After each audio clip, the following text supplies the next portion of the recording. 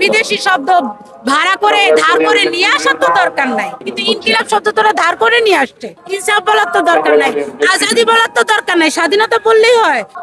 আমরা তো ইংরেজি শব্দ উইনিং উইনিং বলে লাফাচ্ছি না। পানি, বেহেশত বা এরকম অনেক ভাষা ব্যবহার হয়, ওগুলো সুন্দর করে বলো।